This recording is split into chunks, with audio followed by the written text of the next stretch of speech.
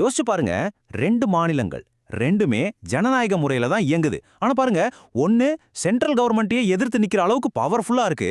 ஆனா இன்னொன்னு அது பாஸ் பண்ற சட்டத்தை கூட அமல்படுத்த முடியாம தடுமாறுது. எப்படி இது? இந்த ஆச்சரியமான புதிருக்கு பின்னாடி இருக்கிற அரசியலமைப்பு டிசைன் பத்தி தான் நாம இப்போ ஆழமா பார்க்க போறோம். இப்போ இந்த வித்தியாசத்தை பாருங்க, ரொம்பவே சுவாரஸ்யமா இருக்கும். ஒரு பக்கம் அமெரிக்கால இருக்கிற மின்னசோட்டா, அங்க ஸ்டேட் கவர்மெண்ட் இல்ல எங்களுக்கு சென்ட்ரல் கவர்மெண்டோட இந்த பாலிசி பிடிக்கலன்னு சொல்லி அதை வெற்றிகரமா எதிர்க்க முடியுது. ஆனா இன்னொரு பக்கம் நம்ம தமிழ்நாட்டுல இங்க மக்களால் தேர்ந்தெடுக்கப்பட்ட ஒரு சட்டமன்றம் ஒரு சட்டத்தையே நிறைவேற்றினா கூட அப்பாயிண்ட் பண்ணப்பட்ட ஒரே ஒரு நபர், அதாவது ஆளுநர், அதை காலவரையின்றி தடுத்து நிறுத்த முடியுது. இது எப்படி சாத்தியமாகுது? அப்போ இந்த 2 ஸ்டேட்ஸுக்கும் நடுவுல இருக்கிற பவர்ல இவ்ளோ பெரிய வித்தியாசம் வரத்துக்கு என்னதான் காரணம்? இந்த கேள்விக்கான பதில் அமெரிக்கா மற்றும் இந்தியாவோட ஃபெடரல் சிஸ்டம், அதாவது கூட்டாட்சி அமைப்புகளோட கோர்லயே இருக்கு. வாங்க அந்த வடிவமைப்பை கொஞ்சம் ஒப்பிட்டு பார்த்துடலாம். சரி, வாங்க இந்த வேறுபாடுகளோட மூல காரணத்தை தேட ஆரம்பிக்கலாம். அதாவது இந்த 2 நாடுகளோட அரசியலமைப்பு சட்டங்கள் எப்படி எழுதப்பட்டிருக்கு, அதோட டிசைன் எப்படி இருக்குன்னு நாம ஆராய போறோம். முதல்ல ஒரு முக்கியமான விஷயத்தை தெளிவுபடுத்திடுறேன். நம்மளோட இந்த அனாலிசிஸ் எந்த ஒரு அரசியல் கட்சியும் சப்போர்ட் பண்ணியோ இல்ல எதிர்த்தோ கிடையாது.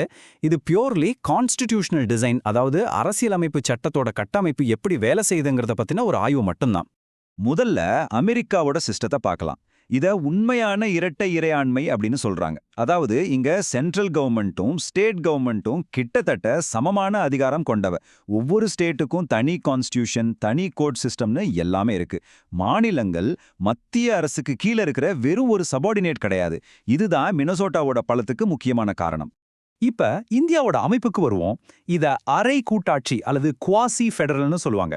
பார்க்கறதுக்கு கூட்டாட்சி மாதிரி தெரிஞ்சாலும் இதோட டிசைன்ல ஒரு வலுவான யூனிட்டரி பயஸ், அதாவது ஒற்றையாட்சி சார்பு இருக்கு. சிம்பிளா சொல்லணும்னா பவர்ஸ் பெருமளவுக்கு சென்ட்ரல் கவர்மெண்ட்டை நோக்கியே சாஞ்சிருக்கு. இதனால மாநிலங்கள் மேல மத்திய அரசுக்கு ரொம்பவே அதிகமான அதிகாரங்கள் கிடைக்குது.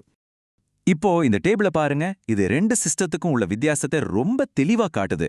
அமெரிக்காவுல ஒவ்வொரு ஸ்டேட்டுக்கும் தனி கான்ஸ்டிடியூஷன் இருக்கு, ஆனா இந்தியால இல்ல. ஒரே ஒரு யூனியன் கான்ஸ்டிடியூஷன் தான். அதே மாதிரி அமெரிக்க ஸ்டேட் கவர்னர் கீழே நேஷனல் கார்டுன்னு ஒரு படை இருக்கு. இந்தியால அப்படி எதுவும் கிடையாது. ஆனா இது எல்லாத்தையும் விட முக்கியமான வித்தியாசம் என்னன்னா, அமெரிக்கால சென்ட்ரல் கவர்மெண்டால ஒரு ஸ்டேட் கவர்மெண்ட் டிஸ்மிஸ் பண்ணவே முடியாது. ஆனா இந்தியால ஆர்டிகல் 356 பயன்படுத்தி தாராளமா பண்ண முடியும். நாம ஆரம்பத்துல கேட்ட அந்த கேள்விக்கு விடை கிடைக்க போற நேரமும் இது. இந்தியாவோட இந்த அரை கூட்டாட்சி அமைப்புல மாநில அரசோட அதிகாரங்களை கட்டுப்படுத்துற அந்த முக்கியமான மெக்கானிசம் எது? அதுதான் ஆளுநர் பதவி. இந்த பவர் ட்ரையாங்கிள், அதாவது அதிகார முக்கோணம், விஷயத்தை ரொம்ப அழகா விளக்குது பாருங்க. சென்ட்ரல் கவர்மெண்ட் ஆளுநரை நியமிக்குது. அந்த ஆளுநர் மக்களால் தேர்ந்தெடுக்கப்பட்ட மாநில சட்டமன்றம் நிறைவேற்றுற மசோதாக்களுக்கு ஒரு கேட் கீப்பர் மாதிரி, ஒரு நுழைவாயில் மாதிரி செயல்படுறார். இந்த வடிவமைப்பு தான் பல விஷயங்களுக்கு அடிப்படையா இருக்கு. சரி, அப்போ ஆளுநருக்கு அப்படி என்னதான் பவர்ஸ் இருக்கு? பாருங்க, மாநில சட்டமன்றம் ஒரு சட்டத்தை பாஸ் பண்ணா அதுக்கு ஒப்புதல் கொடுக்காம காலவரையின்றி நிறுத்தி வைக்கிற அதிகாரம் அவருக்கு இருக்கு. யோசிச்சு பாருங்க, மக்களோட ஓட்டுல ஜெயிச்ச பிரதிநிதிகள் ஒரு சட்டத்தை கொண்டு வராங்க. ஆனா நியமிக்கப்பட்ட ஒரே ஒரு நபரால் அதை முடக்க முடியுது. இது இல்லாம ஒரு ஸ்டேட்ல சரியா ஆட்சி நடக்கலன்னு சொல்லி பிரசிடென்ட் ரூலுக்கு சிக்னல் கொடுக்கலாம். தேர்தலுக்கு அப்புறம் யார் ஆட்சி அமைக்கணும்னு முடிவு பண்றதுல கூட அவருக்கு முக்கிய பங்கு இருக்கு. அடுத்ததா, ஒரு பில் இந்த மாதிரி தடுக்கப்படும் போது அதனால ஒரு சங்கிலி தொடர் மாதிரி என்னென்ன விளைவுகள் ஏற்படுதுன்னு பார்க்கலாம். இதுக்கு பிளாக்கெட் கேஸ்கேட்னு பேரு. அதாவது ஒரு தடையால அடுக்கடுக்கா வர்ற விளைவுகள். இந்த செயல்முறையை ஸ்டெப் பை ஸ்டெப்பா பார்க்கலாம். 1, மக்கள் ஓட்டு போட்டு தேர்ந்தெடுத்த எம்எல்ஏக்கள் எல்லாம் சேர்ந்து ஒரு பில்லை பாஸ் பண்றாங்க.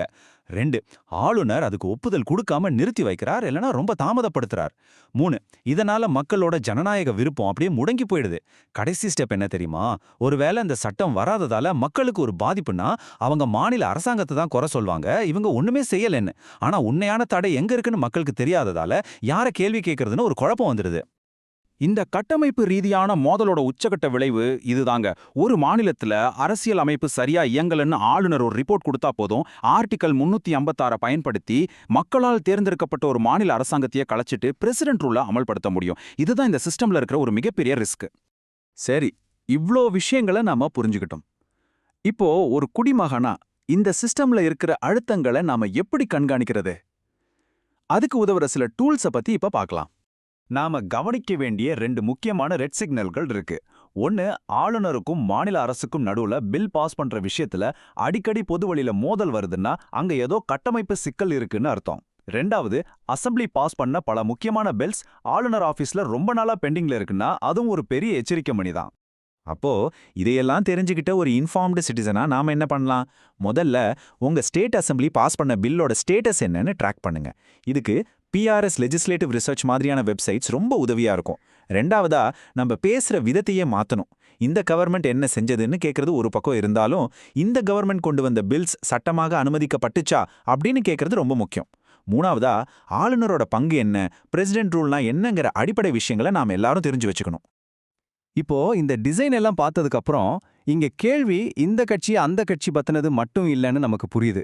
இது முழுக்க முழுக்க அதிகாரத்தோட கட்டமைப்பு பத்தினது. ஒரு ஸ்டேட்டுக்கு உண்மையிலேயே எவ்வளவு சுயாட்சி இருக்கணும், மக்களால் தேர்ந்தெடுக்கப்பட்ட ஒரு மாநில அரசுக்கு எவ்வளவு பவர் இருக்கணும், இந்த கேள்விகளை பத்தி நாம எல்லாரும் யோசிக்கணும்.